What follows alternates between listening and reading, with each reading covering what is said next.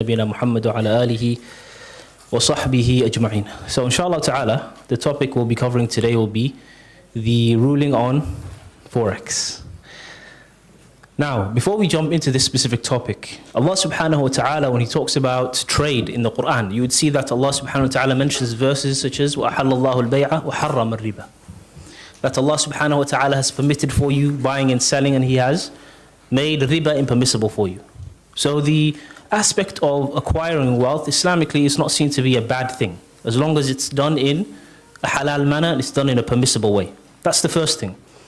The second thing you would see in the Quran is that Allah subhanahu wa ta'ala also tells us, وَلَا تَنْسَ نَصِيبَكَ مِنَ الدُّنْيا. Do not forget your portion from the dunya, your rizq, that which benefits you and benefits your family members. So Islamically, going out and seeking your rizq and acquiring wealth and wanting to become wealthy, and having wealth itself is not haram. The way you acquire it can either be halal or haram.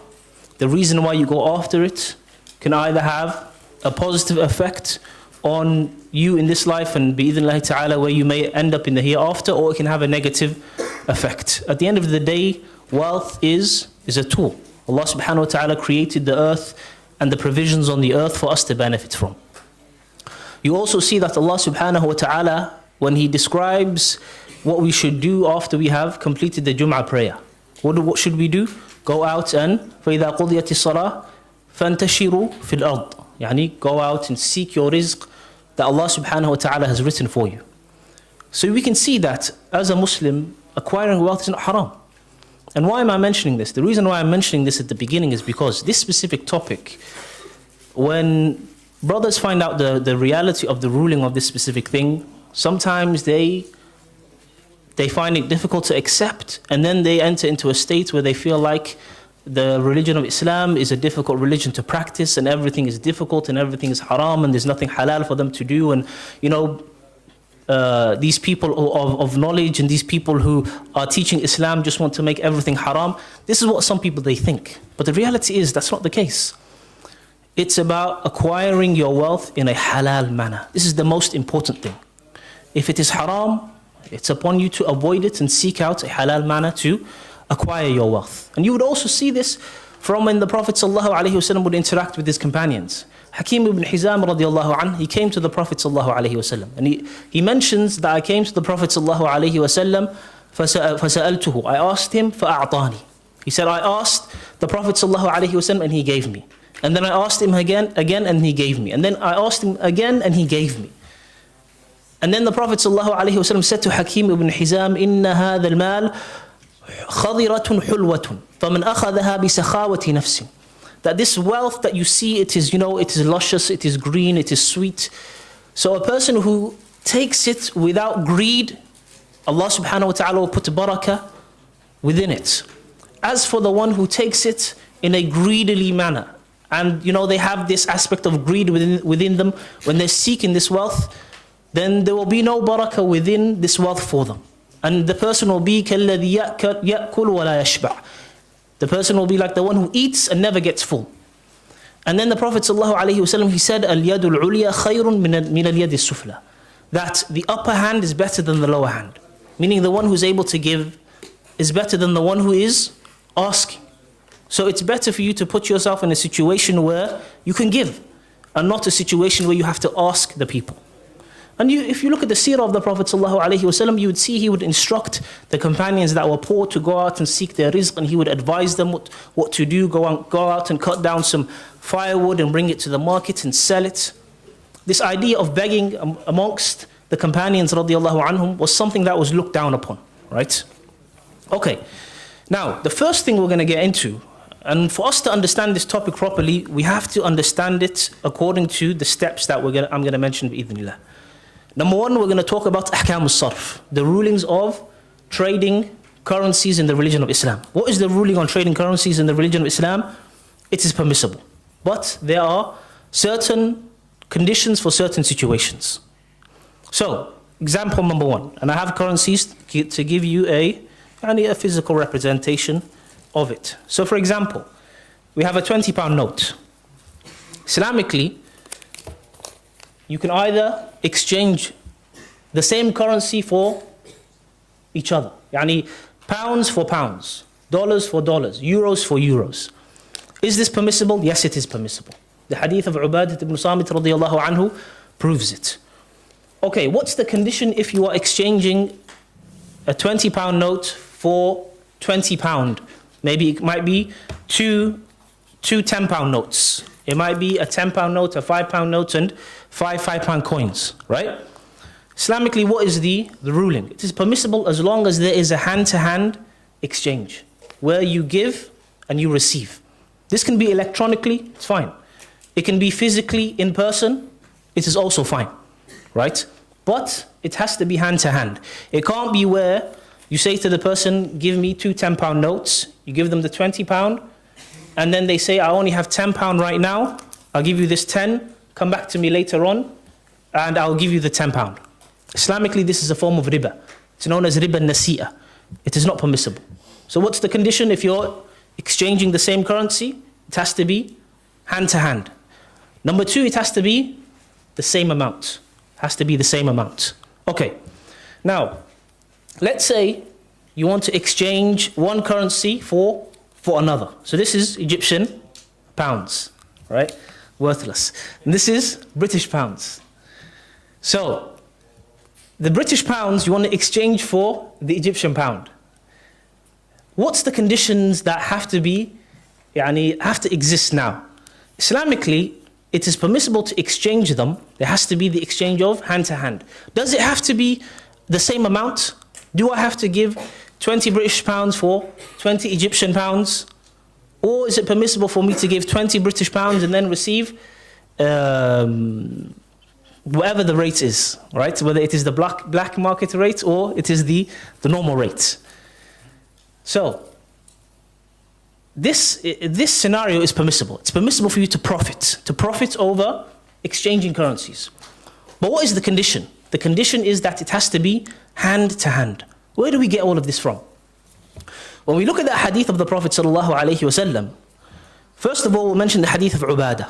The hadith of Ubadah ibn Samit radiyallahu anhu. He mentions where the Prophet ﷺ, he said, الذهب بالذهب والفضة بالفضة والبر بالبر والشعير بالشعير والتمر بالتمر والملح بالملح مثلا بمثل يدا بيد يدا مثلا بمثل يدا بيد وفي رواية سواء بسواء فإذا اختلفت هذه الأصناف فبيعوا كيف شئتم إذا كان يدا بيد. The Prophet ﷺ, he mentioned some items. We're going to concentrate on the gold and the silver. We'll leave the food for another time. So the gold and the silver, what does it represent? It is a form of currency. The Prophet ﷺ, he mentioned if you are exchanging gold for gold, it has to be yad biyad, where you give and you receive. And it has to be the same amount. 100 grams of gold for 100 grams of gold. 100 grams of silver for 100 grams of silver. The same would apply to any form of currency that we use today. $100 for $100. 20 pounds for 20 pounds. It has to be the same amount. It has to be a hand-to-hand exchange.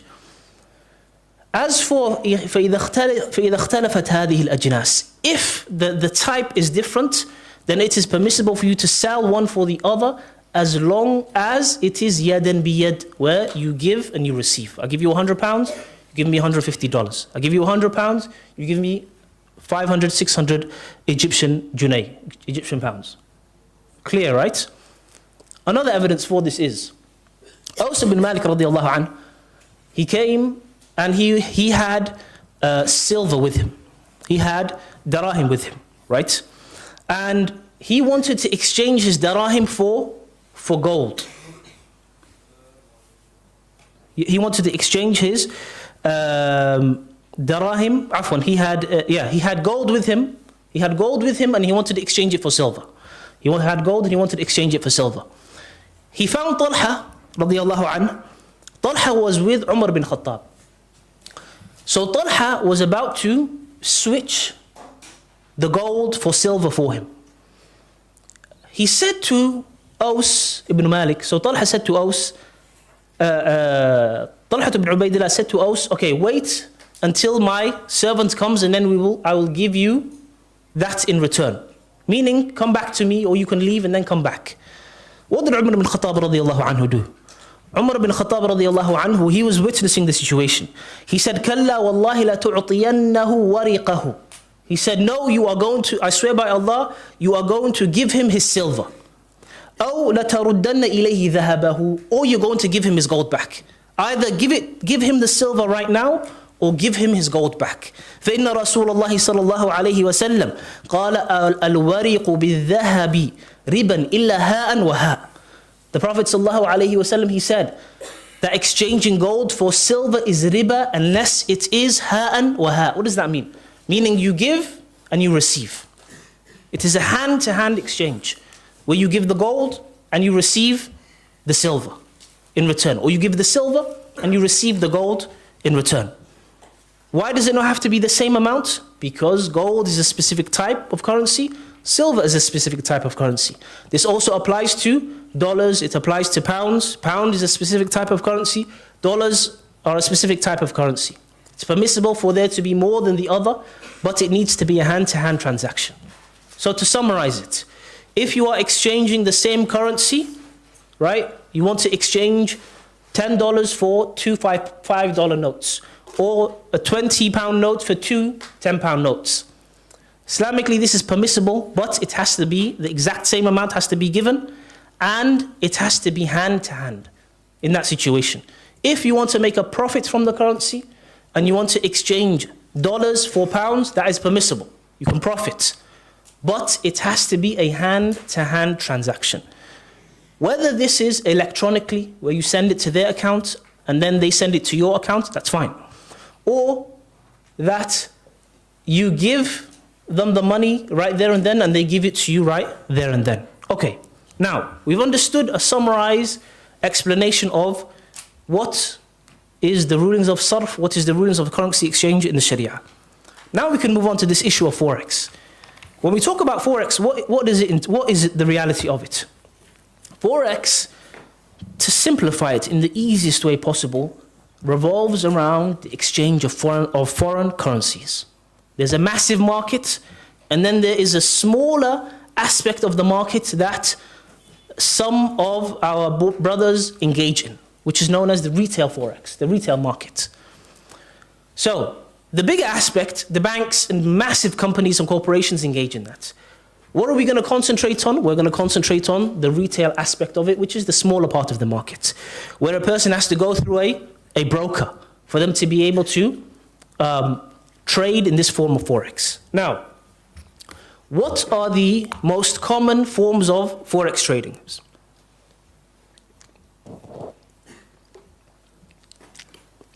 You would find, to summarize it, number one, you have Forex futures. Number two, you have Forex options. Number three, you have spread betting. We're not even going to talk about that because it's clear as day. So, number one, Forex futures. Number two, Forex options. Number three, CFDs. Number four, spot Forex. These are the four forms of trade that you find in most of the Forex markets. What are the issues with each one of these? What are we going to do? We're going to put Forex futures and Forex options together because Islamically they take the same ruling. Alhamdulillah, most of the brothers who unfortunately engage in this the Forex market, they do not engage in this, which is good. Most of them know this is something that they shouldn't engage in. They don't engage in futures generally, and they don't engage in options. But we're going to mention the impermissibility of it because we need to know. What is the reality of it? The reality of it, to simplify it, is, for example, a future is that you enter into an agreement to purchase a specific currency for a specific price, and it will be settled at a date in the future. Okay? Islamically, what does this fall under? It falls under something that is known as bay'ul kali' bil kali', which is what? When you enter into a contract, both of the things that are being exchanged are deferred. So the thing I'm going to give is going to be given at a later date. The thing I'm going to receive is going to be given at a later date. And we're not talking about what you pay for the future contract itself, right? Let's just talk about what this form of transaction entails from what you have agreed to. This form of agreement, Islamically, there is ijma'. There's a consensus amongst all of the scholars in Islam that this type of contract is void from the get-go. It doesn't even count. It is an invalid form of transacting. It does not count. So that's one of the main issues. Okay, that's if you engage in agreeing to this form of transaction or this form of agreement. What about now if you want to sell this future that you have, this currency future? What is the ruling on that? It is not allowed.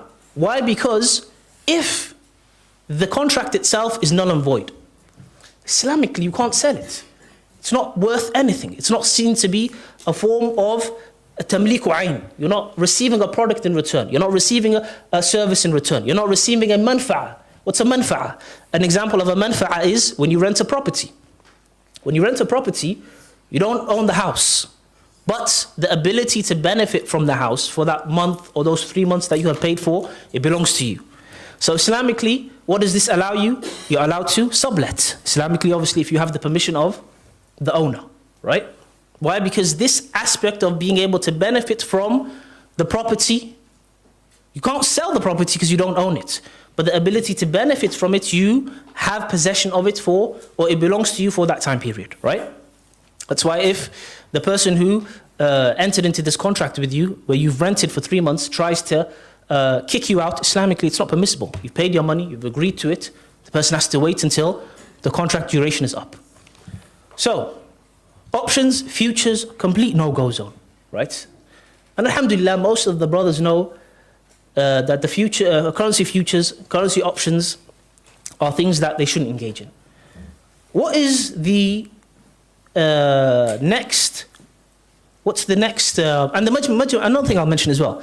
Majma' al-Fiqh al-Islami, there's a qarar. What is Majma' al-Fiqh al-Islami? It's a council of scholars that discuss and they research current day issues, such as futures and options and indices and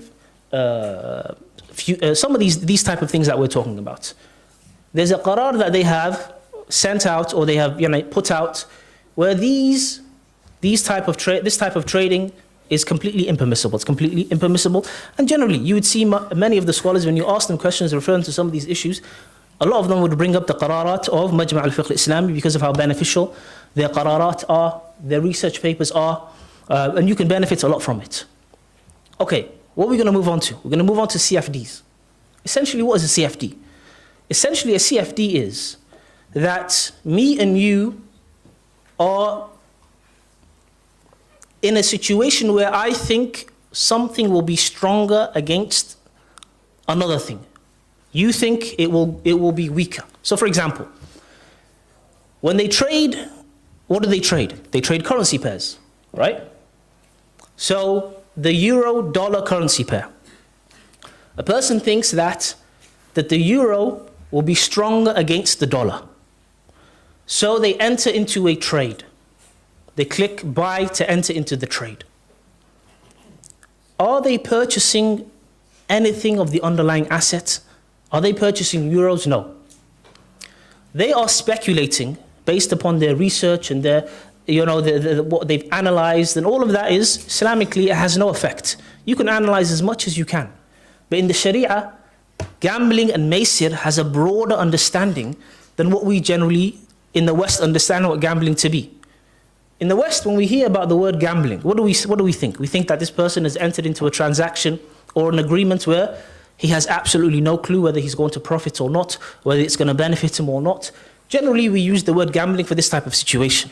So some people say, if it entails a form of studying and analysis and technical skill, then it is fine. Islamically, that doesn't have an effect. What do you need to have within the situation to remove this aspect of gambling? There needs to be, number one, an exchange of a product. Number two, an exchange of a service. Or an exchange of a manfa'a, and we have explained what a manfa'a entails. Or it entails that you have ownership of a specific share, for example. Because some people try and compare trading shares to trading currency pairs in the form of a CFD. It's not the same. If the share is halal, What are you doing? You are purchasing a part of a company.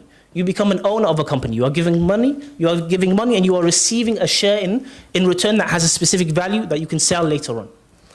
As for a CFD, what is it?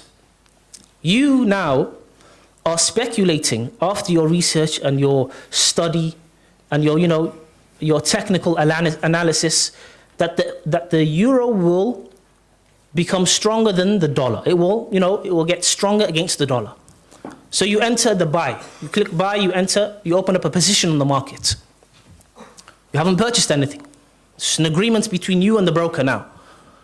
If your estimation is correct, and you have guessed correct, because in reality it's a form of a guess based upon your study, you profit. If you have guessed incorrectly, what happens? You lose out. You have to pay. When you strip some of these technical terms away from it, what does it come down to? It's a form of gambling. Why? Because when you put money down, you're not receiving a product in return, you're not receiving a service in return, you're not receiving a share in return, you're not seen to be a shareholder, you're not seen to be an investor. It is basically you are going against someone else. I think this is going to go up against that. I have put my money on the table. If I have guessed it correctly and it goes in my favor, what happens? You will give me money. If it doesn't go in my favor, I will give you money. This is a form of maisir in the Sharia. The idea of the fact that you have studied it, studied the market, there's technical analysis that's involved, it has no effect. It's the same as you go into the bookies, studying the horses that are going to be engaging in the race the whole week, putting down a bet. If you have guessed the fact that this specific horse is going to win the race, you make money. If your estimate is incorrect, what happens? You lose money. But you might lose all of your money, or you might lose a certain portion of your money, depends on how quickly you exit the market, or exit that trade, shall we say. This is essentially what CFD is. No scholar in Islam will tell you a CFD is permissible to trade.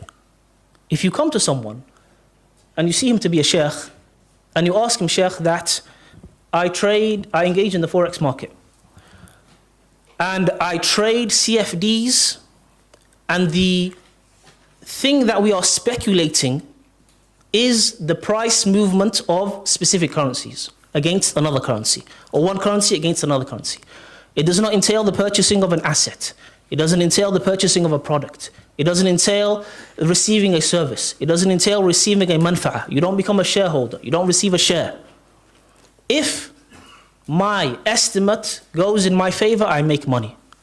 If my estimate goes against me, meaning it doesn't go in my favor, I lose money. No person of knowledge, no scholar in the religion of Islam, we'll leave questions to the end. No scholar in the religion of Islam will tell you this is permissible. This is from the basics of al-mu'amalat al-maliyya. The fiqh of transactions in the Sharia. No person of knowledge will ever tell you it's permissible to engage in this form of trading. So I have an example here. Forgive me, ikhwan, the brothers who engage in Forex, if there might be some mistakes in the example, you can correct me later on, inshallah. So for example, it mentions here, you open an account. All right, this is an actual example that some of the brothers may engage in. You open an account and you are speculating that the euro will strengthen against the dollar. So what do? And the amount and the currency rate exchange is 1.1. 1.1. So a euro for a dollar is 1.1. So you purchase 10,000 units. The issue of leverage we're going to talk about separately, inshallah. Okay? You purchase 10,000 units, whether it is with leverage, whether it is without leverage, because we'll come to see. If you're engaging in any of these forms that exist currently, it doesn't matter whether you use leverage or not. It's still an impermissible form of trade. So you purchase 10,000 units. So 10,000 times 1.1 is what? 11,000. Okay. Now, the rate has gone up from 1.1 to 1.2. 1.1 to 1.12. 1.1 to 1.12. So what's increased? 0.02. You exit your trade at that moment. when it went from 1.1 to 1.12. Now because you have 10,000 units, 10,000 times 0.02 is what? 200. Let's say it works out in dollars, $200. Because you estimated correctly, you will receive $200 from the brokerage. Okay, what happens if it didn't go from 1.12, but it went down from 1.1? It didn't go up to 1.12, it went down from 1.1 to 1.09. What did it go down? It went down 0.01. So 10,000 would be times 0.01, which equals $100. So now it didn't go in your favor. It went against what you actually estimated. So now what do you have to do? You have to give $100. So you see how it works out. If it goes in the way that I think it will go, after my technical analysis, I profit. If it goes against what I think it will, the direction it will go, I make a loss and I have to pay. This is a form of maysir. This is a form of maysir. Now, where is maysir made impermissible within the religion of Islam? Allah subhanahu wa ta'ala, He mentions in the Quran, يَا أَيُّهَا الَّذِينَ آمَنُوا إِنَّمَا الْخَمْرُ وَالْمَيْسِرُ وَالْأَنصَابُ وَالْأَزْلَامُ رِجْسٌ مِّنْ عَمَلِ الشَّيْطَانِ فَاجْتَنِبُوهُ. Within this verse, Allah subhanahu wa ta'ala mentions maysir, which is gambling. What does Allah say? He says, فَاجْتَنِبُوهُ. Avoid it and stay away from it. Which shows it is absolutely haram to engage in any form of maysir. Now, if you want a detailed understanding and you understand Arabic of the different ways the ulama have explained maysir and al-murahana and what comes under it and al-qimar, go on at Tafsir al-Mawdu'i. If you have a printed copy of Tafsir al-Mawdu'i, you can look it up. If you don't, go on at Tafsir al-Mawdu'i online, look for the topic maysir, and you'd see how the ulama rahimahumullah have explained it and the different definitions that they have given and the different examples they have given. But what's the simplest way to recognize whether what I'm engaging in is a form of gambling? Number one, if you are not receiving a product in return, you're not receiving a service in return, you're not receiving a manfa'a in return, you're not becoming a shareholder, you're not seen as an investor where you are considered to be a part of the company, you own a part of the company, there's none of that in return. Number two, you will either end up making more money than the amount that you have put down, or you will end up losing a part of the money you have put down or all of the money you have put down. Okay, let me give you a more common example of maysir. That doesn't involve the Forex market. Everyone puts down £5. You have a FIFA tournament, winner takes all. This is a form of maysir. Why? You are putting money down, you're entering into the tournament to play, and there's a possibility of you losing this £5, or let's say there's 5 of you. Then you go home with £25. Another example is the claw machine in arcades. What do you do with the claw machine? You put money in, right? With the hope of what? Of either picking up AirPods or an iPhone or a bear, or completely losing your money. Similar to it is the games at a fair, where they challenge you. If you can hit down these cans, if you can knock down all of these cans, you will receive something in return. If you can't knock down these cans, what will happen? You will lose all of your money. This is a form of maysir. It's important, ikhwan, for us to learn the different types of gambling because of how rampant it is and how normal it is in the society that we live in. Okay, now, we've understood futures are impermissible to trade. Currency futures are impermissible to trade. Currency options are also impermissible to trade. CFDs on the Forex market are also impermissible to trade because it doesn't entail you owning the underlying asset. You're not receiving anything returned. It's a form of gambling, even if it entails a form of analytical study and technical analysis, and if it requires technical knowledge, it is still a form of gambling because of the fact that maysir in the Sharia, in Islam, is broader than what we understand gambling to be in the English language. Our understanding of gambling is not restricted to how we understand it in the West. Gambling is taken from how the ulama rahimahumullah have explained it when it comes to the verses in the Quran. Okay, now the next issue that we have that you would find within the Forex market, and we haven't got to the last one yet, which is the issue of spot. I'm going to talk about that, but I want to talk about the issue of leverage first of all. What is the ruling of leverage? How does leverage benefit you when you're in the Forex market? It gives you the ability to purchase more than you are able to. So it's a form of capital. Some will try and say to you, it's not capital, it's boosting power. And this man is playing with words. Ikhwan, is there such thing as an ability to purchase more than you actually own when it doesn't involve capital? Can you engage in a trade where you have 1,000, but you're able to purchase with 100,000 if it doesn't involve capital? It involves capital. And some of them try and use the book Tijaratul Hamish. The Shaykh himself in the book Tijaratul Hamish, when he talks about this issue of leverage, he refers to it as a qard, as a loan. Doesn't refer to it as boosting power. The boosting power. So let's get back to this. When it comes to leverage, how do the ulama, most of the ulama view it? Because this issue of leverage, there seems to be a valid difference of opinion, even though those who hold the second opinion are a minority. Majority of the fuqaha of today, because this is a current day issue, hold this issue of leverage to be impermissible, the form of leverage that is within the Forex market. Why is this the case? The Prophet ﷺ naha an salafin wa bay'. The Prophet ﷺ, he prohibited giving out a loan and at the same time selling something to someone. Giving out a loan and selling something to someone. What does this mean? Meaning it is permissible for you to lend someone money and at the same time engage in a transaction where you will profit or you will benefit. So for example, if you said to me, can you loan me £1,000? I said, no problem. But if you want me to, I'm going to lend you £1,000 and I'm going to sell you this iPhone for £500 within the same situation. And you agree to it. Islamically, this is not allowed.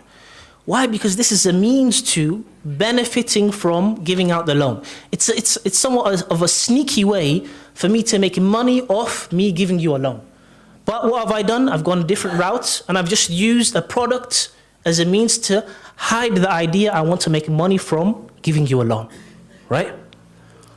When it comes to the brokerage, what do? They give you this loan with the condition of only being able to use it on their platform.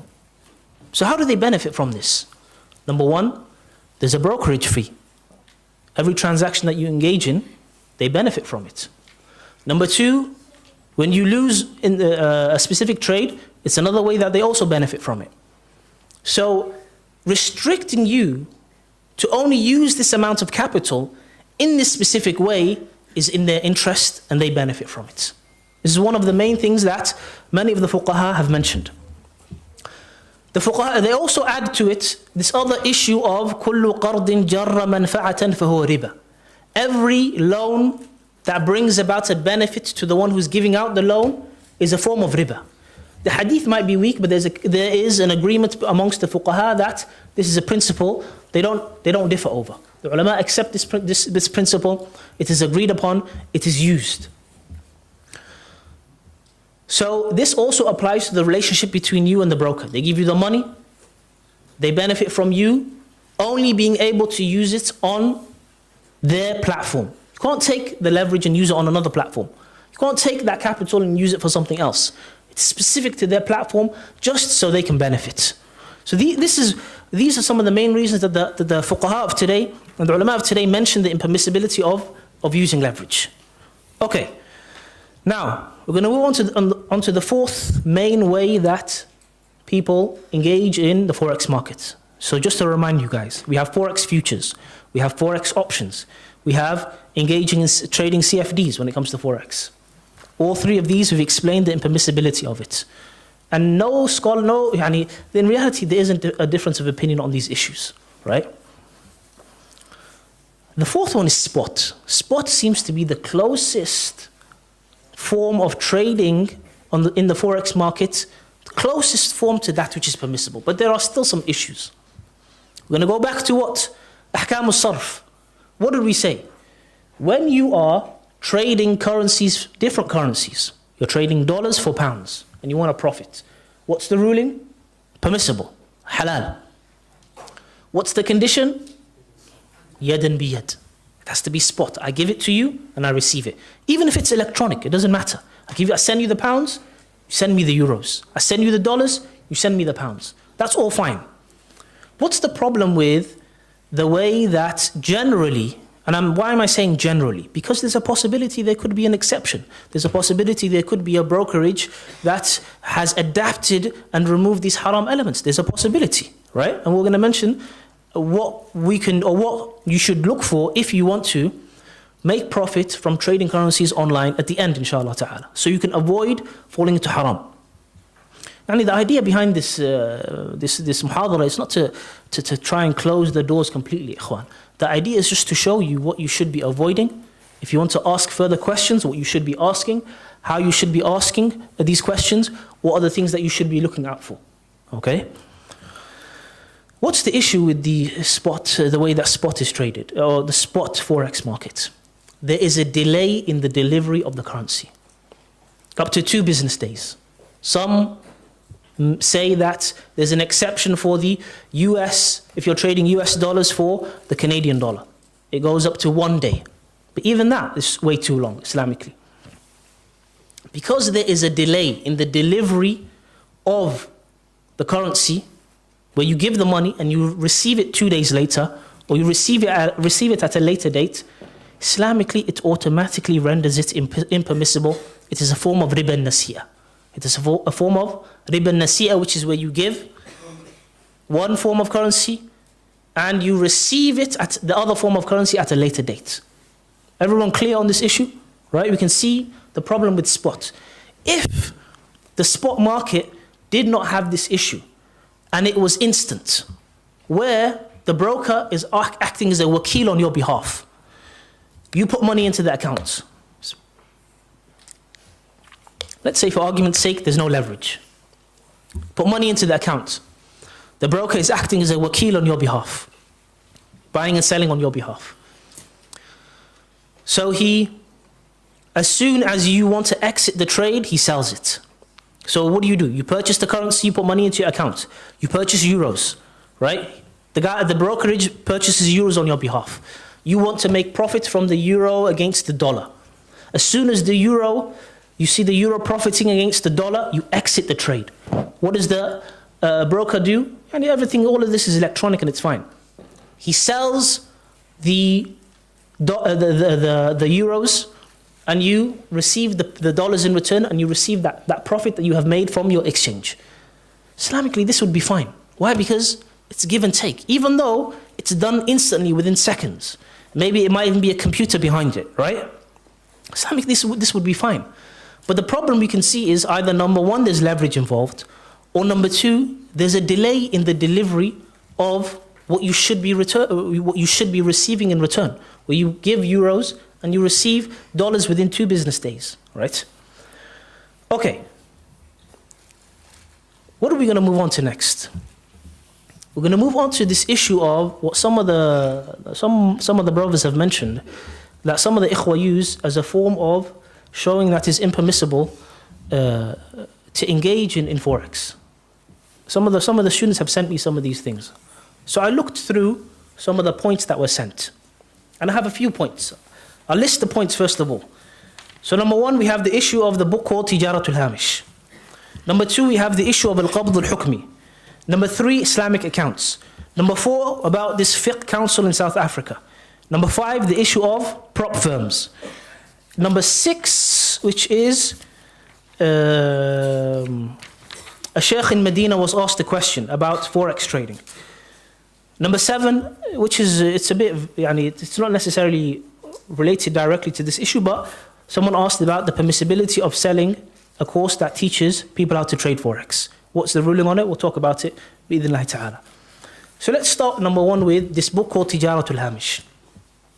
Tijaratul Hamish, the way it's presented by some people is that the Shaykh, Hafidhahullah, wrote this book to show the permissibility of Forex trading. So I read the book. It's not long. It's not a big book. It's about 32 pages altogether. And I'll tell you some of the things that I came across from the speech of the Shaykh, Hafidullah himself. So the first thing I noticed is that the Shaykh holds the opinion that leverage is permissible. This is the opinion of the Shaykh within this specific book that he wrote. He holds the opinion that leverage is permissible with conditions, with certain conditions, right? Number one, the first condition he mentions is that the trade has to take place on the same day. The trade has to take place on the same day. To avoid what? Overnight fees. Rusum al-tabyit is what he referred to it as. You know, the overnight fees, if you hold the trade overnight, he said, no, make sure that the trade should be done on the same day. Number two, he said that the amount that you are charged by the broker for offering their services needs to be the average market rate. He can't charge you more than the average market rate. And he has his reasons for these things. I'll mention them, inshallah. Number three, the Shaykh says that there has to be qabdun hukmi. There has to be qabdun hukmi. What is qabdun hukmi? Qabdun hukmi, yani to break it down in the simplest way, is transfer of ownership. This is how the Shaykh yani explained it himself. There has to be a transfer of ownership where you become an owner of this specific currency, right? And when I read the book, you can clearly see that the Shaykh, Hafidhullah, when he's talking about trading currencies and even using leverage, he uses the word bay' and shira, right? Buying and selling. Which shows that the way he understands the market is that a person purchases the actual currency. And I'm going to explain how this is the case. And sells an actual currency that they own. It's not CFDs that they're trading. The Shaykh clearly in his book mentions that options and futures are completely impermissible. Completely impermissible. He agrees with the ruling of Majma' al-Fiqh al-Islami. Completely he agrees with it. So the idea of futures, currency futures and currency options being permissible is thrown out of the window anyway. This book can't be used as a means to try and make it permissible. So he is referring to the actual buying and selling of currencies. How did I understand this? Because when I look in the book, I see he talks about a form of trading indices. And he talks about a form that has been adapted within the Muslim world that some of the banks do that he holds to be permissible, where they actually are owners of these stocks that are within this specific mahfada. We'll call it an index to make it easier. So a bunch of stocks that are in an index, a person purchases and becomes a shareholder in, maybe a minority shareholder in each one of these stocks, each within this index, he sees it to be permissible. He says there's another form of trading indices in the West. And it is as if he is explaining CFDs, where a person will give money to a bank, they won't purchase any shares within an index. But if the value of all of these shares within this index go up, you'll receive money. If the value of all of the shares within this index goes down, you will lose money. You will have to pay money or you will lose money. The Shaykh refers to this as bay'un khayali, an imaginary form of buying and selling. He says this is absolutely haram. Now, when I looked at the way indices are traded in this way, in the Western world, what do they use? They use CFDs and they use spread betting. They use CFDs and they use spread betting. Why? Because they are what? They are speculating on the price movement. It doesn't engage the purchasing of any share. They're speculating on the price movement. And we mentioned, profiting from the price movement, you speculating from the price movement, Islamically is not permissible if you're not receiving the currency in return, if you're not receiving the share in return. Okay? So this shows that the Shaykh Hafidhullah, when he was referring to using leverage within the market of buying and selling foreign currencies, he's referring to actually purchasing the currency, there being a transfer of ownership, even if it is within seconds or within a quick period. And then you being able to sell it, or it being sold and you receiving a profit. So there's a transfer of ownership. So the idea that he's talking about CFDs is completely false, right? Completely false. These are the things that the Shaykh rahimahullah, these are the conditions the Shaykh mentioned when it came to talking about using leverage. I'll summarize it again, I'll repeat it. Number one, the first condition the Shaykh holds is that the trade has to take place on the same day to avoid overnight fees. Number two, that the amount you are charged by the broker for his services or for their services is the average market rate. And number three, that there needs to be qabdun hukmi, where it actually entails a transfer of ownership. It's not a fake transfer of ownership where they present it as if you're buying and selling, and in reality it's a CFD. Okay? The Shaykh hafidhahullah, he has his reasons for this. Even though it doesn't seem to be the strongest opinion, but we'll mention what the Shaykh hafidhahullah has mentioned. The Shaykh, he mentions first of all the issue of when it comes to salafun wa bay', when the Prophet ﷺ prohibited you giving out a loan and engaging in a transaction where you will receive a profit in return, side by side, right? He said the only time this form of transaction is permissible if there is a actual reason behind, or an actual intention behind using this as a prop, meaning using the product as a prop to profit from giving a loan to the person. He said if the situation does not involve that, where there's a way where I can give you a loan, but at the same time it can engage in a trade-off where I benefit, right? I receive something in return. And there isn't this hidden idea of trying to, actually benefit from giving you the loan and just using the product and the item and that transaction as a hidden way to make more money from giving you the loan. He said this is permissible. What does he use? He uses a su'al that Shaykh al-Islam Ibn Taymiyyah rahimahullah was asked in his Majmu' al-Fatawa. Ibn Taymiyyah discusses an issue, and he brings up the difference of opinion between the scholars on if a person rents a shop to someone, a place where they can engage in trade, or they can engage in a specific form of trade in terms of carpentry, any of these trades that are done by hand, right? Or buying and selling. Person rents it to someone, right? So what are they doing? Renting is what? I give you something, I let you use it, and I receive money in return. And he says at the same time, this person who is the landlord of the property gives this person who is the tenant a loan so it can help them, get on their feet when it comes to the business. And it comes to this aspect of trade and benefiting.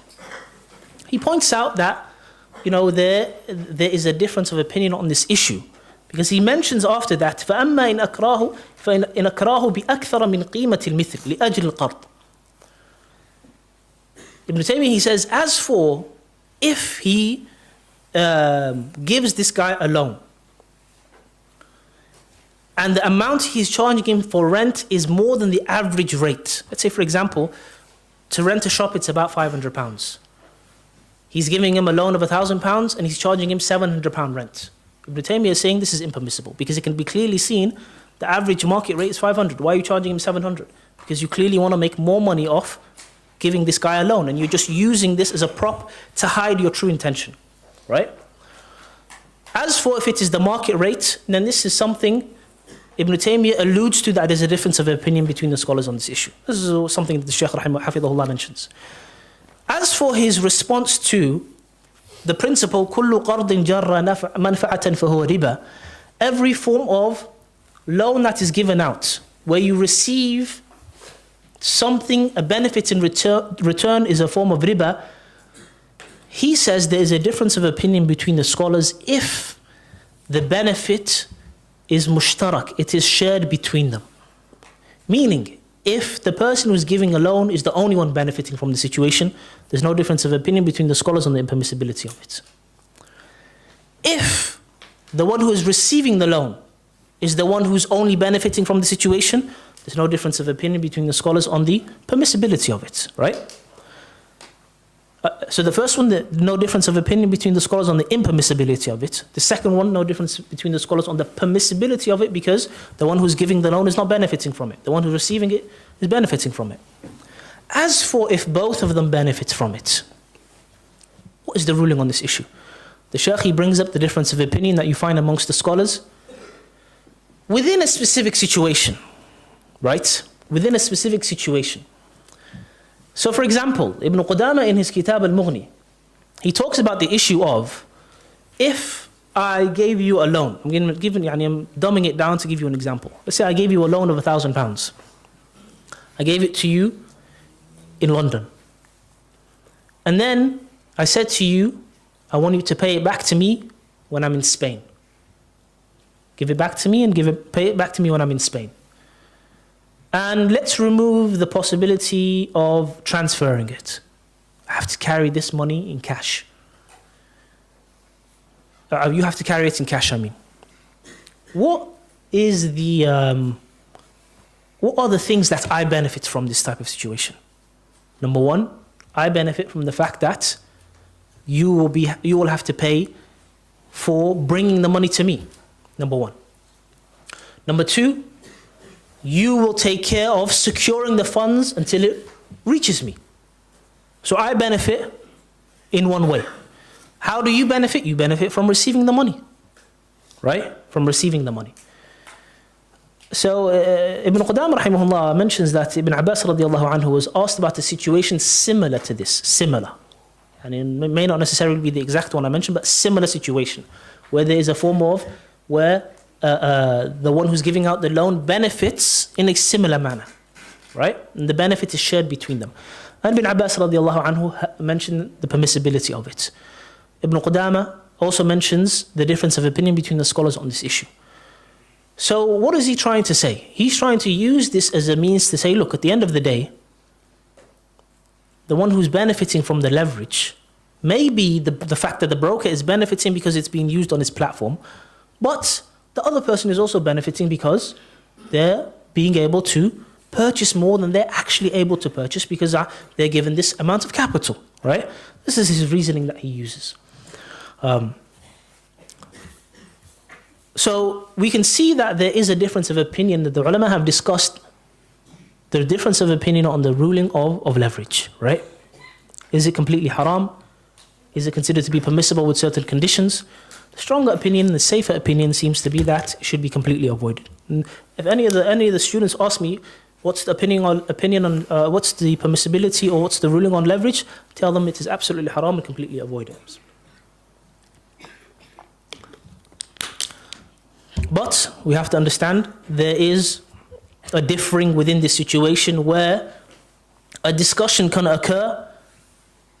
Does this situation where it is a permissible form of where both sides, the one who's receiving the loan, the one who's giving the loan, benefits, does it apply to leverage in the Forex market?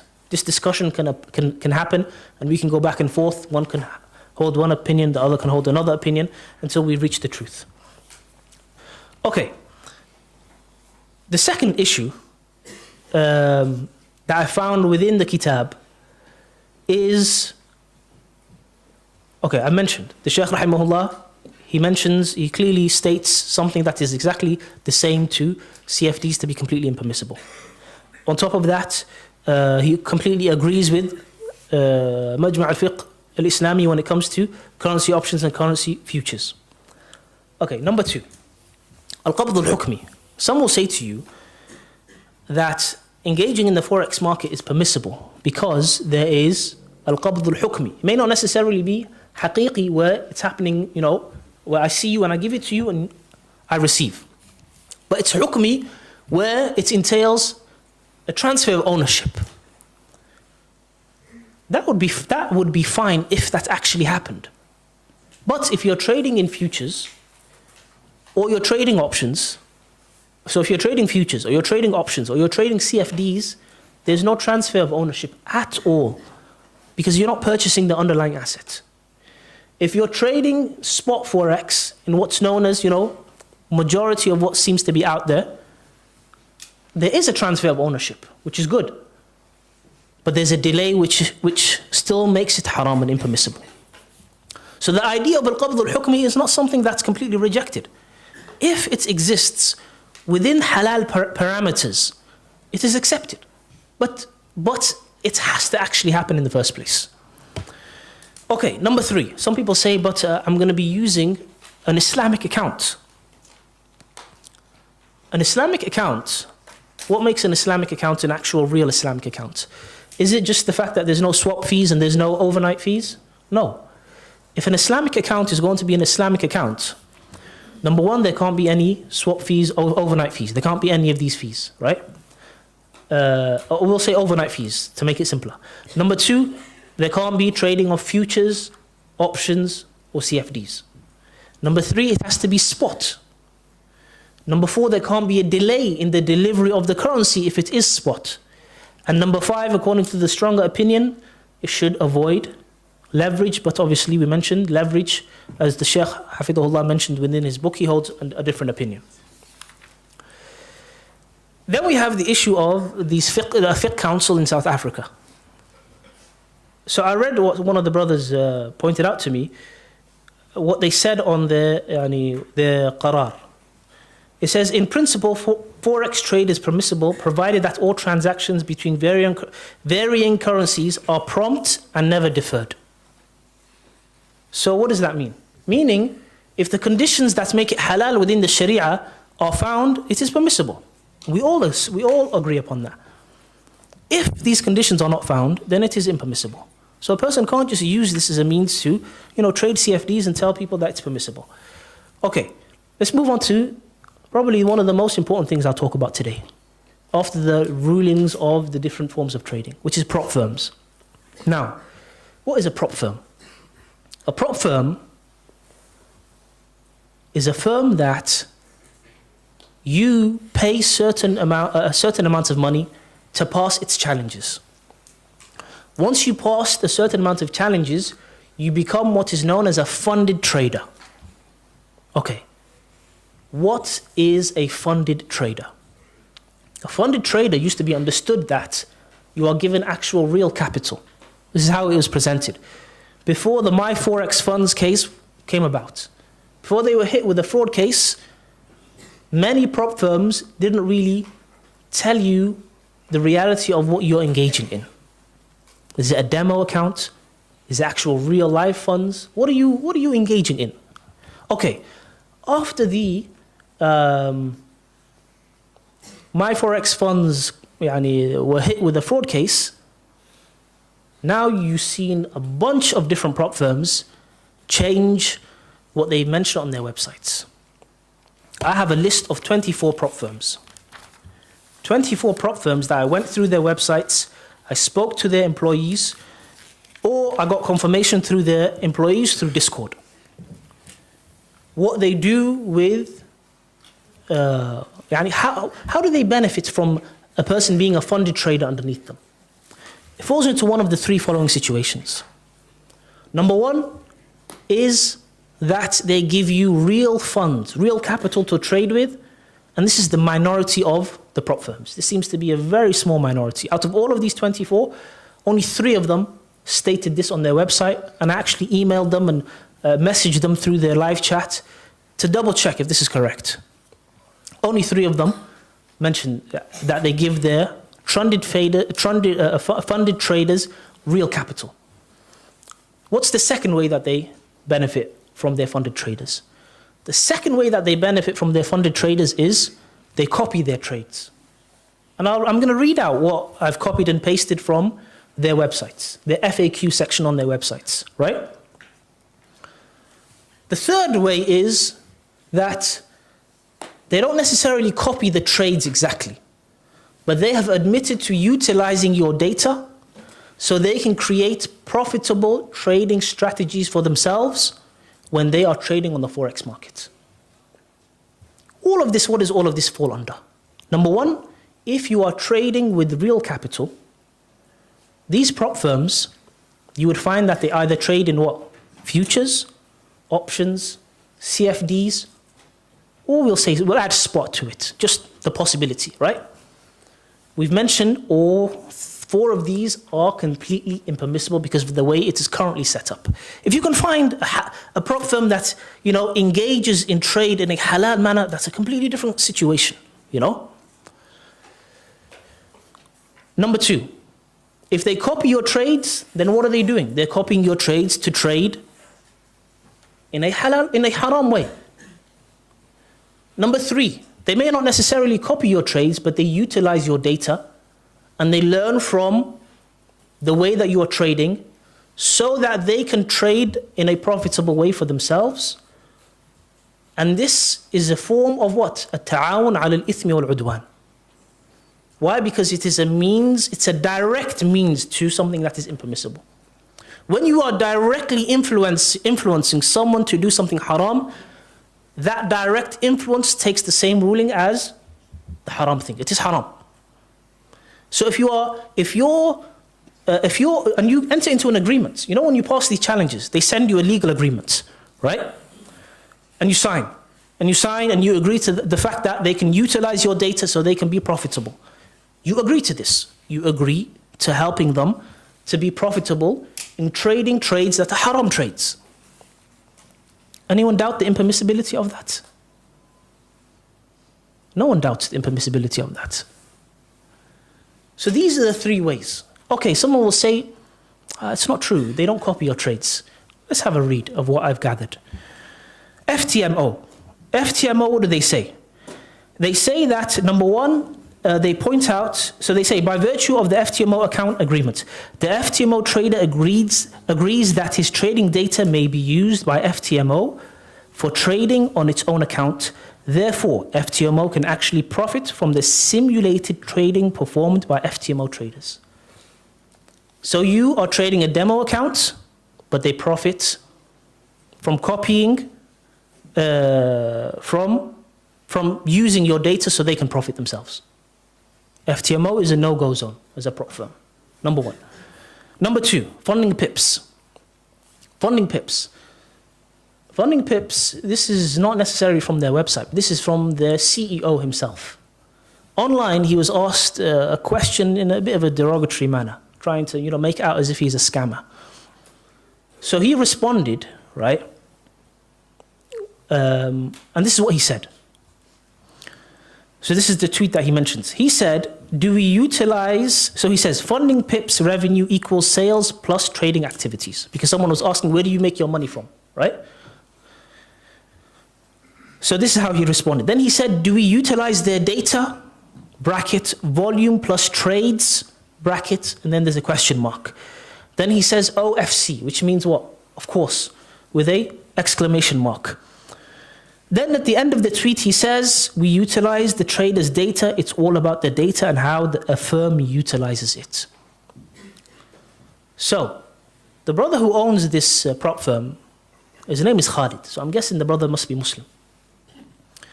If they are engaging in trading CFDs, trading futures, trading options, or spot where there's a delayed delivery, and it includes leverage, and you are aiding them, your data is aiding them, and you have agreed to share your data with them, and you've agreed to help them out in this, it is impermissible.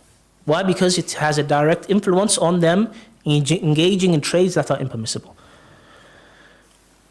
If, for argument's sake, there's a possibility that the form of trade that they engage in is spot, where there is no delay, and there's no leverage, right? As we mentioned, the strong opinion is that leverage is impermissible.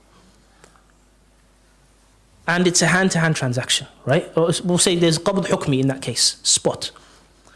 And this is what you're trading, or should we say, this is what the data that they use, this is the trade that they engage in from using your data.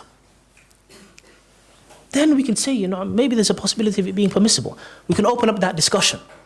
But if that doesn't exist, and they're engaging in haram trades, and they're using your data to engage in haram trades, it is not permissible to be a funded trader underneath them. Okay, number 3, funded engineer. So it says here on their website, am I trading on live or demo accounts with funded engineer? So it says here, we meticulously assess traders and leverage their data to generate profits within our organization. They mentioned here, it's also, they talked about a performance commission, performance fee, right? They also talked about the fact that it is a simulated virtual funded account. So what do? They use your data to profit for themselves, but you are engaging in a demo account. Someone will say to you, but look, I'm not trading real funds. All I'm doing is, I'm trading fake funds, right? I'm making fake trades. I'm not engaging in real trade of real futures or options or CFDs or a spot trade where there's a delay. Why is it impermissible? It is impermissible because you are through your trades, the data gathered directly influences the trading, the prop firm that you are under to engage in haram trades. الوسائل لها أحكام المقاصد. Allah says, وَلَا تَعَاوَنُوا عَلى الْإِثْمِ وَالْعُدْوَانِ. Do not engage and do not encourage each other to engage upon what? Sin and disobedience. And other situations, what do? They actually copy your trades, right? We're going to move on to funded next. Ikhwan, forgive me, right? I'm going through all of these. So you're going to have to be a bit patient with me. We have another 20 to go. Funding next. Funding next on their website, when you click on the help.fundingnext.com, what does a funding next account mean? They mention it's a simulated account. They say, however, we can send the trades to the market at our own discretion using aggregated orders. What does that mean? They basically copy your trades. They copy your trades when they want to copy your trades. Completely impermissible to be a funded trader underneath them. True Forex funds, through their Discord, when they were asked about the idea of them using the data and copying the trades, they referred yes. So, whether it is for both or whether it is for one, either way it is haram. Alpha Capital, number 6. Am I trading real funds? On their website, am I trading real funds? This is the question. No, you are not trading real funds. What do they say? They say Alpha Capital Group provides traders with simulated assessment accounts, allowing our prop firm to identify performing trading strategies. So what do? They use your data to create strategies for themselves so they themselves can profit. What do you receive? It says you receive what? Performance fees on your trading strategy as an Alpha Pro analyst. They give you a nice name. A nice name and making haram money. Number 7, the funded trader. Are my funds safe with the funded trader? So this is the question on their help section, right? Are my funds safe with the funded trader? Why did I click on this part? Because number 1, it points out that it talks about simulated basis in demo accounts, meaning that you're engaging in a simulated account, right? You're trading on simulated accounts, demo accounts. When you click on what is a simulated funded account, it says here the trading data is sent off to a partnered proprietary trading firm where trades are copied at their own discretion and proprietary trading strategies are developed using the data. So what do? They copy your data and they copy your trades and they use your data. They send it to another firm and they copy your trades and they use your data. Number 8, FXIFY. It says here, after the successful completion of the challenge, the trader will be given access to trade capital of up to 400,000 with up to a 90/10% profit split in favor of the trader. So FXIFY seems that they actually give real capital, right? Number 9, My Funded FX. My Funded FX, because it was quite vague on their website, I had to ask one of their live agents. And they confirmed for me that they copy the trades of their traders. They copy the trades of their traders. Number 10, E8 funding. Do you copy trades to live funds? So it says here, we do not copy trades to live funds. Okay. It also says here, we also use the data gathered to offer valuable insights to our own and or third-party hedge fund and or private equity firms engaged in real trading. So what do? They use your data, they give it to a third party, right? Or their own, as they mentioned, to engage in real trading. Blue Guardian, under the question, am I trading with real money? It says here, once a funded trader, so this was from their Discord. Once a trader is funded, we have software that monitors and essentially has an invisible third phase. If you pass the third phase, you are eligible for a booking. It's the same with how brokers work. A booking, what does booking mean? Booking mean they book your trades, they copy your trades. Number 12, Bulls Road Funding. Bulls Road Funding, I had to ask them because it was quite vague on their website. Bulls Road Funding give their funded traders real actual capital. Goat Funded Trading. Goat Funded Trader. Goat Funded Trader, it mentions what is a Goat Funded Trader simulated funded account. So number one, you can see it is a simulated funded account. What do they also mention? They say the data is managed and sent to a partnered proprietary trading firm based on strategies that are managed within our risk management team. The trading firm copies trades at their own discretion, utilizing proprietary risk management techniques and aggregated orders. And simplified English, they basically use your data to profit, or they copy your trades. Funding traded plus. It says on the website, now this is the CEO statement. And I'll tell you something about this funded trading plus. This funded trading plus seemed to be the strangest out of all of them. They were extremely wary about what they wanted to tell me. That's the first thing I noticed. The second thing I noticed is the CEO was quoting the My Forex Fund case in his CEO statement, which shows that he's either fearful of them coming down on him, or there's something up, right? Because there must be something around. Because look, I'll tell you why. I asked, is the data collected to used to develop trading strategies that will be used by the company? This was the response. And it was an extremely delayed response. The person would type and then stop typing, type and then stop typing. They said, it is used to enable us to develop our own confidential proprietary technologies. So I said, that will be used to trading Forex? That will be used for trading Forex? Question mark. I am unable to confirm if it is intended for Forex trading, as it is stated in the CEO announcement as a confidential proprietary technologies. This is how they wrote it. So they don't even want to admit what they do with your data. Stay far away from them. My flash funding. Am I trading real money? After a client becomes a simulated flash trader, she will be provided with a demo account with simulated funds. Okay, later on they say the trading data is sent off to a partnered proprietary trading firm where trades are copied at their own discretion and proprietary trading strategies are developed using the data. They copy your trades when they want. They use your data to develop trading strategies. 5%ers, to make it to simplify it and to keep it short. The 5%ers actually give you live funds, which is from the minority of the the minority part section of the prop firms that actually do this.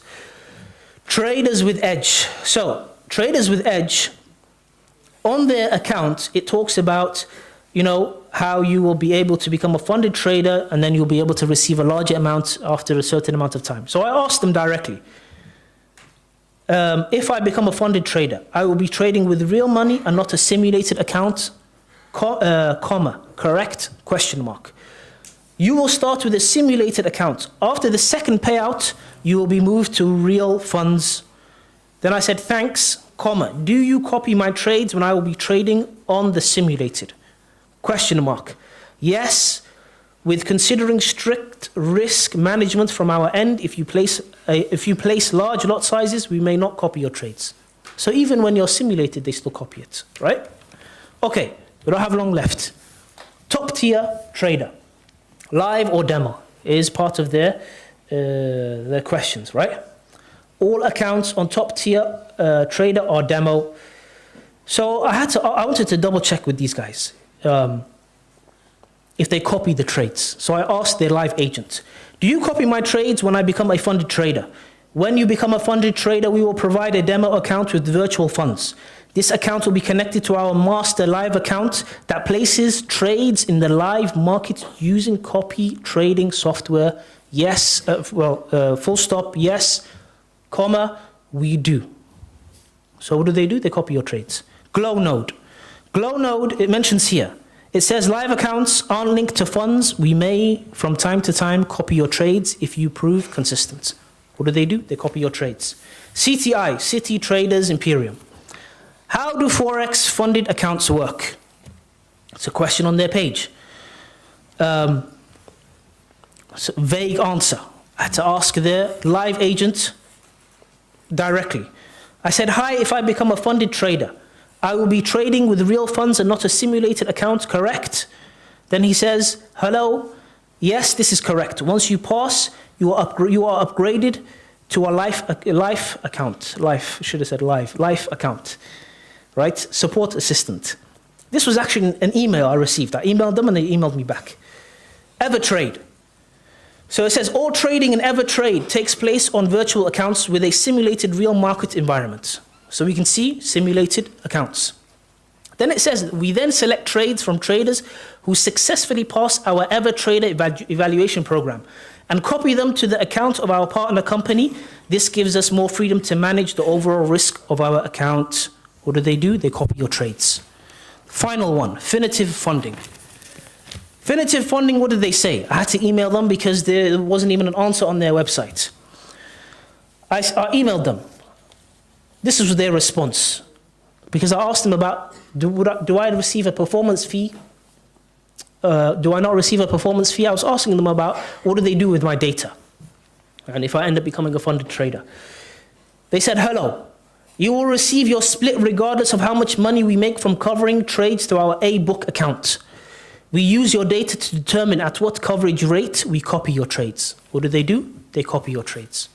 How many prop firms have I mentioned? I mentioned 24 different prop firms. Where did I get this from? These are the top prop firms, top prop firms within the month of December, right? And I took another one from September. I think it was Finitive Funding, or another one.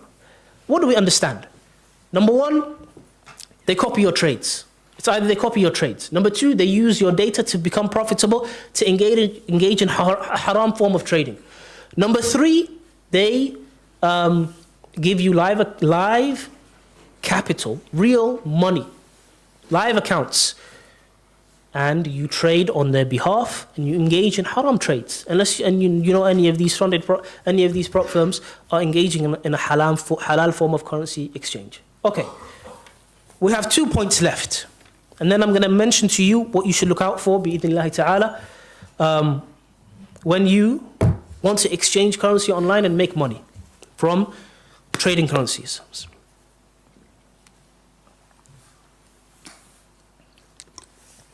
Number 6, a sheikh in Medina was asked. Some of my students have mentioned this to me. I'm going to read out what was asked. Now, the first thing I'll mention is, may Allah subhanahu wa ta'ala reward the brother first of all for asking. This is what we should be doing.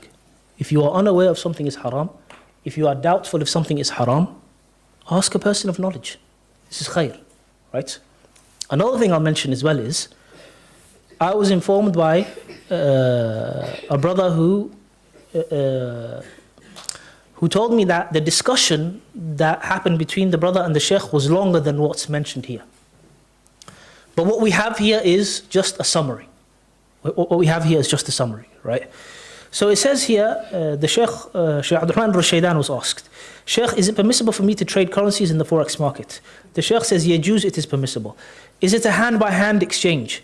No, it is traded digitally through my phone, laptop or computer, not hand-by-hand. Then the Sheikh responded, if it is done digitally, then it is permissible under the condition that there may not be any delays when buying or selling. Okay, pay attention to that. The transaction must be instant and you must be entered into the trade at the exact time you buy or sell. Okay, now let's have a look at this. There's a few possibilities. Number one, the brother who asked the question be engaging in a halal form of currency trading, where it doesn't engage trading for futures or options or CFDs. He engages in a spot form of trading, and that spot form of trading, there's no delays in the delivery of the currency. Number one, this is the first possibility.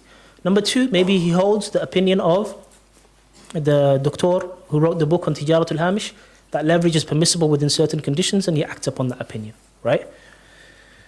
And when he explained it to the sheikh, he explained that this is what he does. If this is the reality of the situation, khair. And maybe that's fine. If the person is actually trading and there's intiqal, there's what do they call it?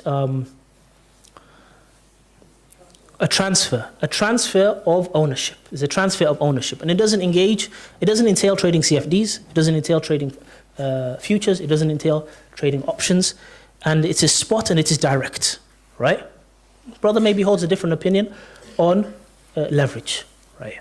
Okay, this is the first possibility. The second possibility is that the sheikh, it was not explained to him that the form of trading is CFDs, or it is spot Forex with a delay. Why do I say this? Number one, we can understand from the speech of the sheikh that there has to be an instant movement of money where you give and you receive, right? So it can't be the spot where there's a delayed form of you receiving your money. You receive your money after 2 days. The sheikh is completely against that. Number two, the reason why I say CFDs were not maybe explained to the sheikh that a person may be engaging in CFDs on the Forex market is because no person of knowledge will tell you that CFD trade is a permissible trade. No one will tell you at all. No one can tell you. It's basic. It's ABC of fiqh al-mu'amalat, right? When you open up the section of buying and selling when it comes to fiqh, what do they start off with? They start off with talking about buying and selling. What is seen to be buying and selling? They talk about the issue of an ayn, the issue of a manfa'a, the issue of a dain. They talk about the exchange of an ayn for an ayn for a manfa'a, an ayn for a dain. منفعة بمنفعة منفعة بعين منفعة بدين دين بدين دين بمنفعة دين بعين, right? And they talk about the different rulings. So from the beginning, this is what you would understand, It's no person of knowledge will ever tell you a CFD is permissible to trade. I'm going to give you a tip. When it comes to some of these issues, and do not take my speech out of context, because unfortunately there are people out there that they have issues, to say the least, in terms of they want to cut and paste and present you in a way that is absolutely false. Do not take my speech out of context. I'm mentioning this because of how important it is when you are trying to find answers to current day issues. If you want an answer on a current day issue related to transactions, what is the best thing for you to do? Don't go and find a sheikh who he's a sheikh, he's knowledgeable, but you don't know anything else about him. You don't know if he's specialized in fiqh or not. You don't know if he's specialized in al-mu'amalat al-maliyya al-mu'asira, current day financial transactions. But he's a knowledgeable person, khair, you can go and ask him, that's fine. But is this the best thing to do? It's not the best thing. What should you do? If you want an answer to an issue that is a current day issue, that has certain intricacies within it, right? That might be hidden to some people. Number one, you look for a sheikh who's specialized in fiqh. Specialized in fiqh. How can you find this out? You see that his takhassus in his magister and his doctorate was fiqh, number one. Number two, maybe he teaches in some of the Islamic universities and he teaches the science of fiqh. Number three, when you look at his lessons that he teaches in the Masjid, you see he teaches fiqh. Number four, you see that he's on some of the fiqh councils, right? مجمع الفقه الإسلامي or جمعية الفقهية السعودية, I think it's called. Or he's on the board of some of these big Islamic banks as a Sharia advisor. And generally you'd see some of the major scholars who are specialized in fiqh on many of these boards, for example. Why am I mentioning this? Number one, it's highly likely that he has studied this issue in detail. Number two, the other thing you'll benefit from him is he will be able to provide you with a solution. How you can make your way around some of these haram elements and engage in a halal manner so you can profit. This is the benefit. Another thing I'll add to it as well is that the Shaykh, maybe he teaches Darasat al-Ulya. He teaches students in their magister, their masters or their PhD. Why am I mentioning this? Because he has to look over research papers when it comes to fiqh issues. The reason I'm mentioning this is because he will be coming across many new issues that are being discussed.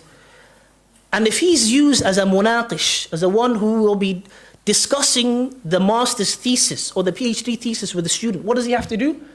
He doesn't just read through it quickly. He has to read through it and point out the mistakes, which requires that he has to understand the issue that's being discussed. And he knows how to respond, and he knows how to pick holes within the argument, right?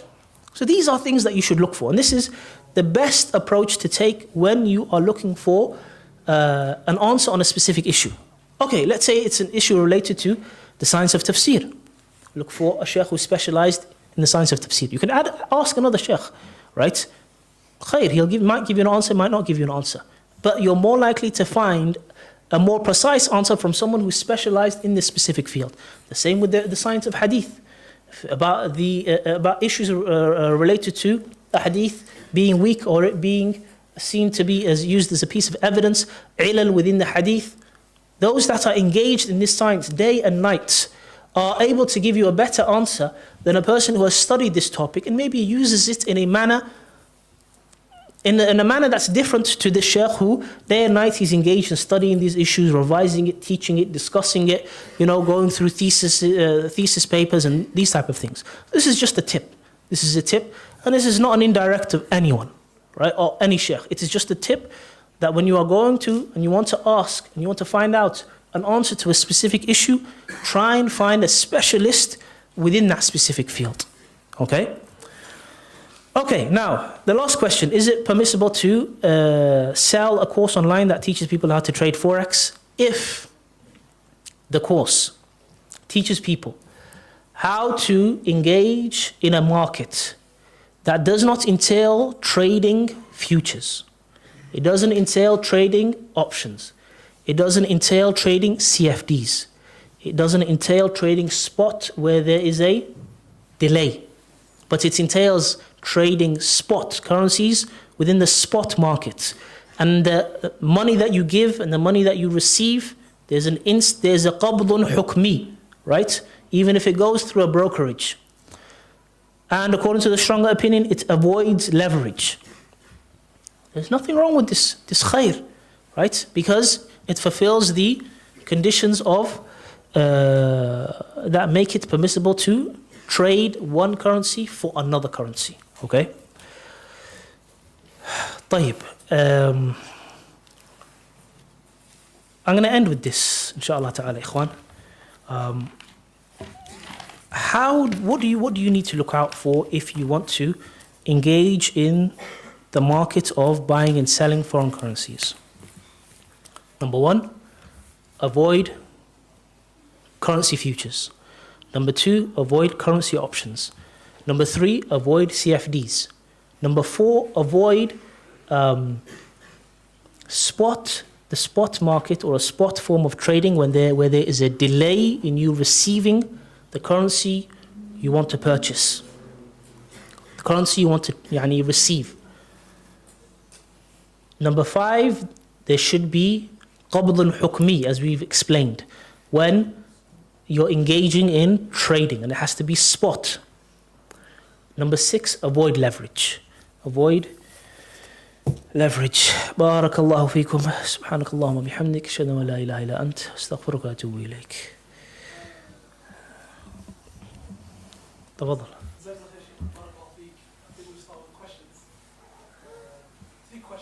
خلاص 3 questions. تفضل.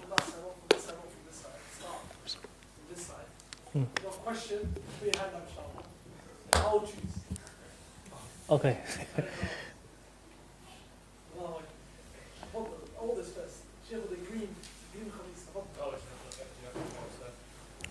My question is, with the spot, when you're buying spot currencies, is there an issue with the fact that, let's just say I'm exchanging pounds for dollars, so I'm buying dollars spot, I think it's fine, it's getting the year, but then I can't actually, am I actually buying the dollars? Because if I ask the broker, I just want the dollars, like can I exchange dollars and I just want to spend the dollars, they won't allow you. So is there an issue with that? You know, and there's an actual transfer of ownership.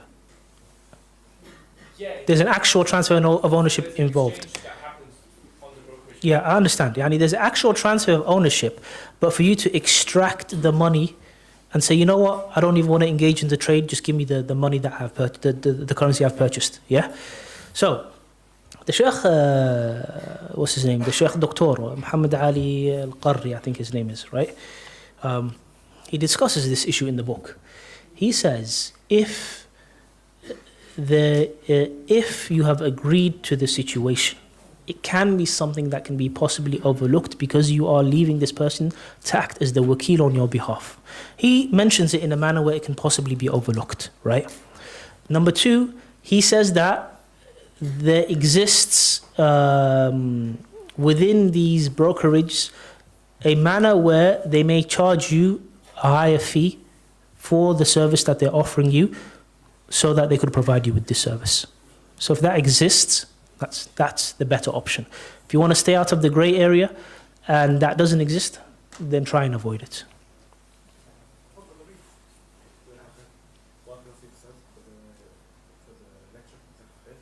I had a question regarding the simulated accounts.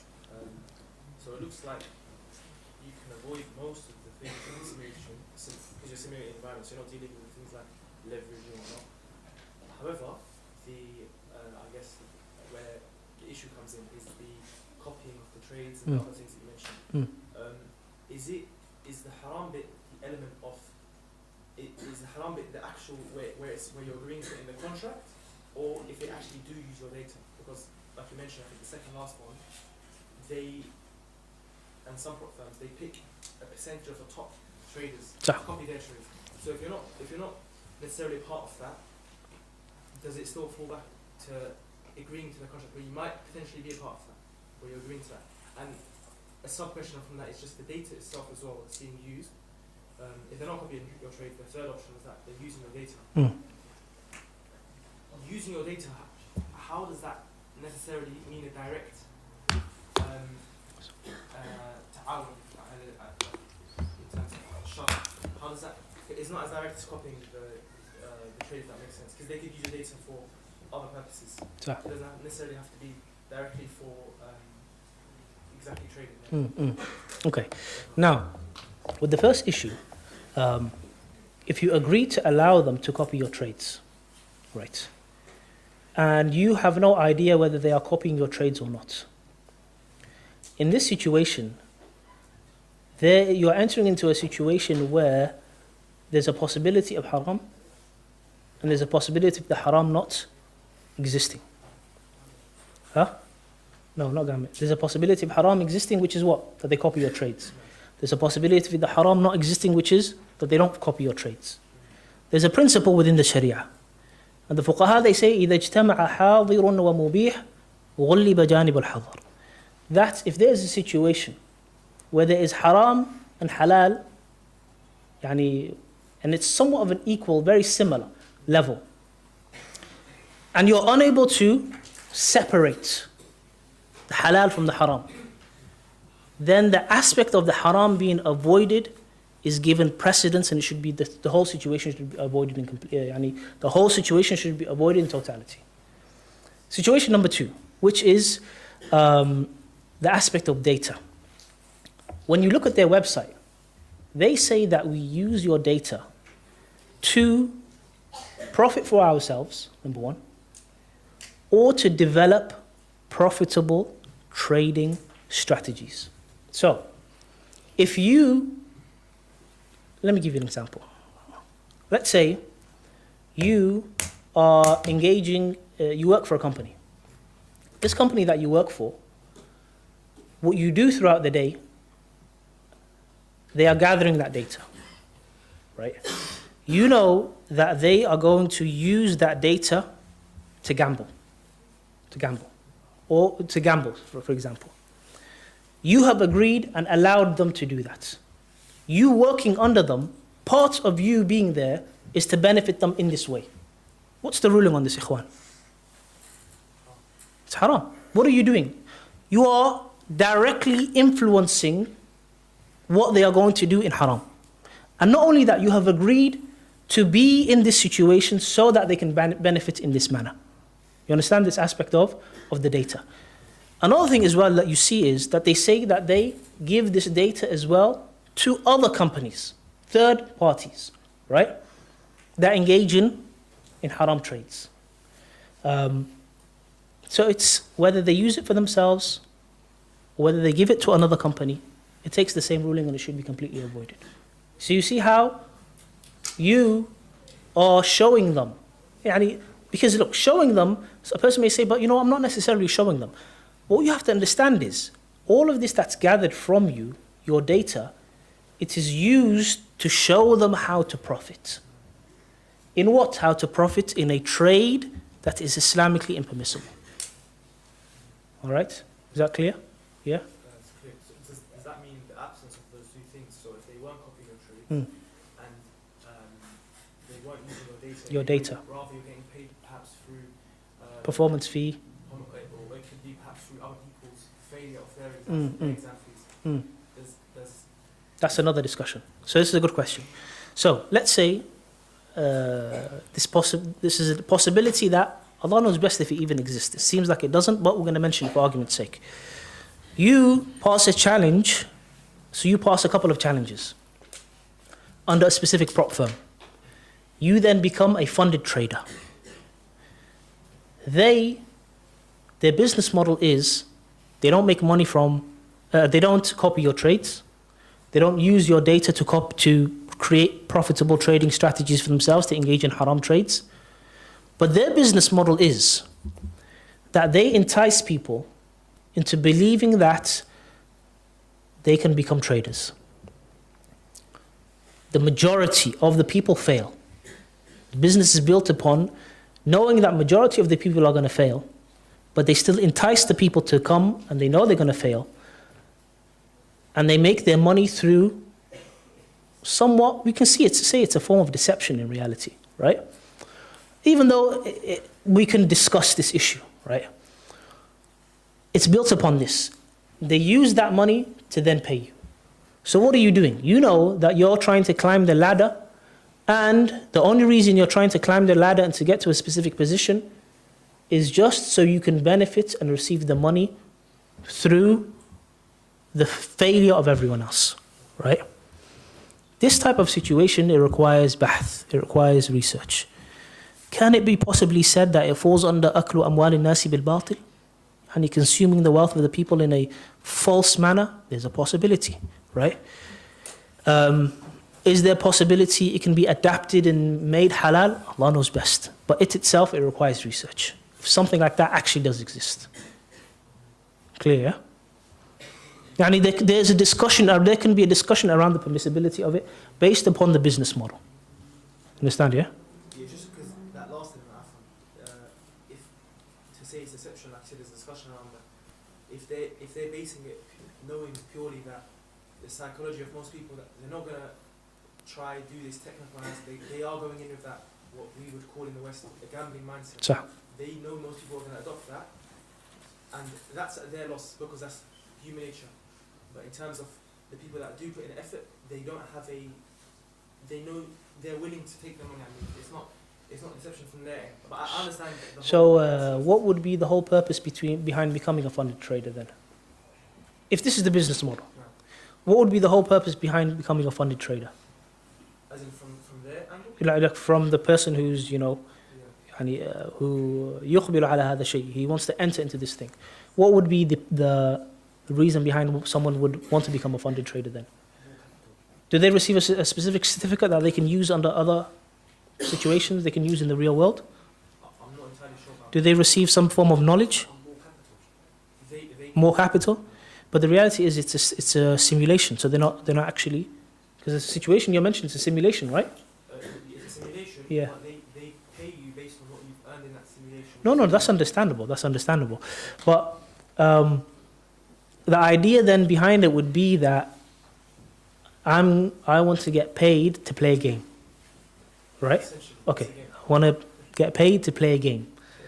How I'm going to receive this money is through the people failing. Or potentially investors who have invested into the business. Yeah, but okay, think about it. What investor would pay you a monthly salary? What am I going to receive in return? Let's say I become an investor in this prop firm. What am I going to receive in return?